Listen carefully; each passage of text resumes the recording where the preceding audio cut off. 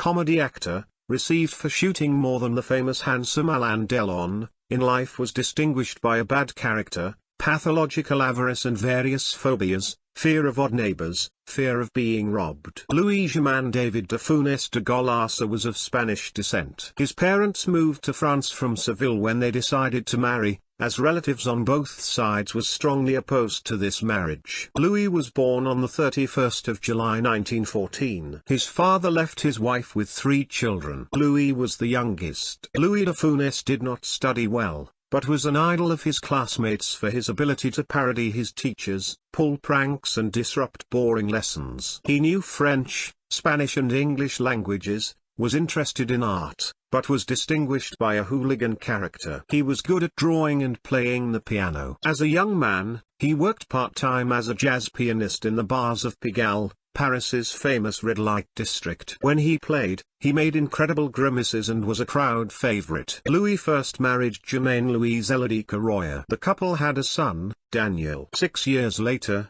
they divorced. During the German occupation of Paris, Louis de Funès taught solfeggio at a music school, where he fell in love with the secretary Jeanne-Augustine de Barthélemy de Maupassant, grandniece of the famous writer. In 1943, they married. Jeanne he called the woman of his life. The future comedian did not just love his wife, he was proud of her, respected and always considered her opinion. The marriage gave birth to 2 sons, Patrick and Olivier. The family lived in a cramped flat on the Rue Maubush. The children went to school, Jeanne ran the household, Louis was a little filmed, played tiny roles in the theatre, and in the evenings moonlighted in the cabaret. He was not yet a world celebrity. He was in his 40s, when all the newspapers called him hopeful. The actor was painfully thrifty, if not stingy. He earned a lot, but at the same time scrupulously double-checked his bills, haggled at the market, bringing the seller to hysterics, demanded compensation for the slightest inconvenience, always kept a bunch of keys to all the drawers and safes and catastrophically did not trust people. The family's headache was the noisy neighbors,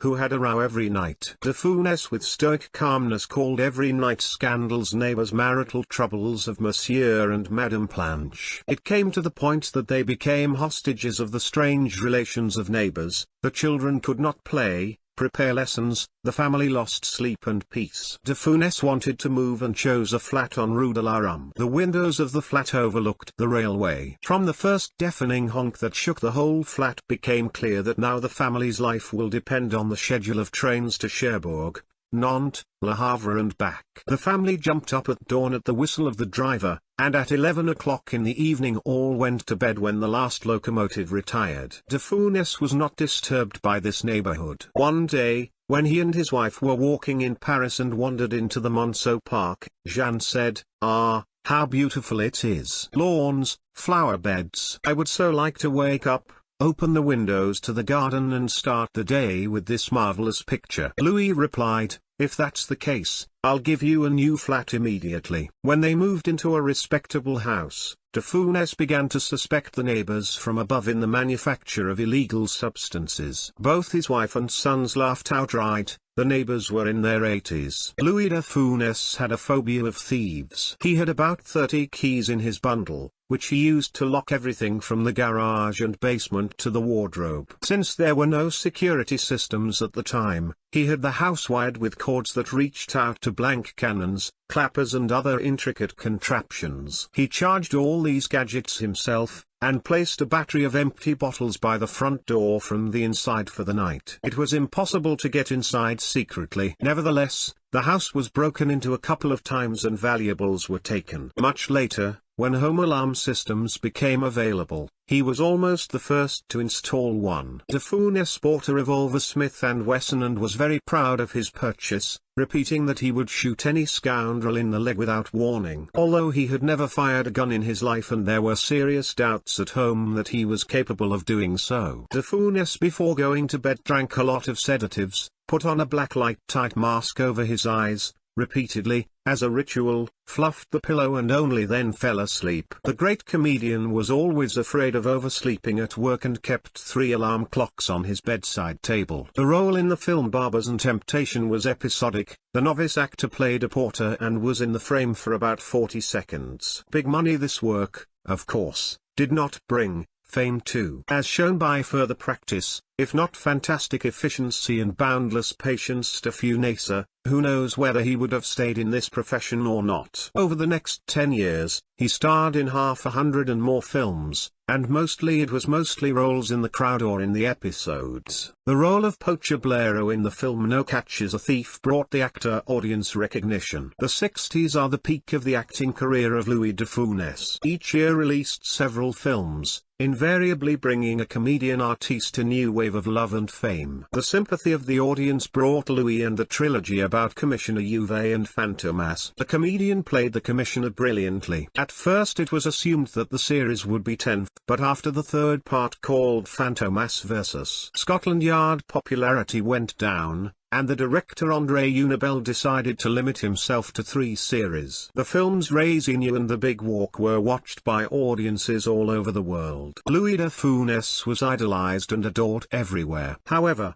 the real glory came to the French actor after the films about the adventures of the Gendarme Cruchot. Gendarme of Saint-Tropez was the first of 6 films that appeared on the screen. De Funès preferred to film with a regular cast of actors, directors and cameramen. Favorite director of de Funès, Jean Giraud, who is the creator of a multi-part film about the Gendarme Cruchot. His favorite partner on the set is Bourvil. The film Gendarme and Gendarmes, the last work in the career of the French actor, who appeared on screens in 1982. His real fame came after the age of 50. He settled in the ancient 17th-century Château de Clermont near Nantes-Maupassant's family castle, where a magnificent park stretched over 90 hectares. Funès completed a special horticultural course. His relationship with plants calmed him down and kept his mind occupied, distracting him from sad thoughts. One after the other, he suffered 2 heart attacks. Doctors forbade him to film, but he managed to return to work. To this period refers to his role in The Miser by Molière. His passion became growing roses. In the morning after breakfast, he would say, "I'm going to the garden for some miracle." And he would proudly bring a cut bunch of grapes or juicy apples that he had grown himself. He was commissioned by the famous Maillard nursery to breed his own personal rose variety. He created a rose with a bright orange color, which was officially registered under his name,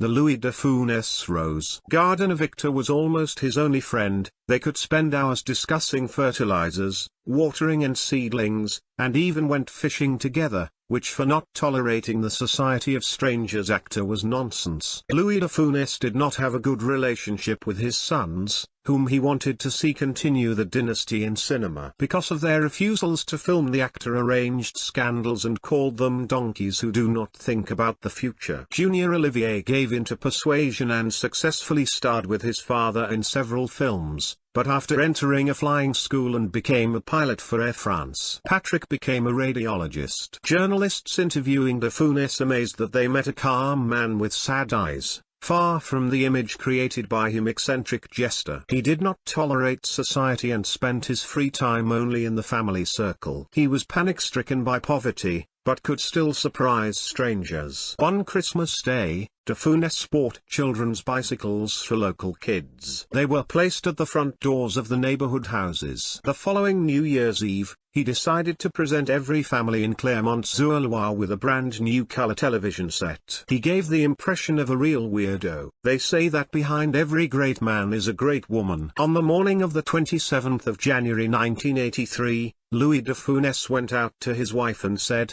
"I'm bored alone in my room." Those were his last words. He died without surviving a 3rd heart attack, in the arms of Jeanne, who outlived him by almost 30 years. After the death of Louis de Funès, castle, in which the last few years lived actor, sold.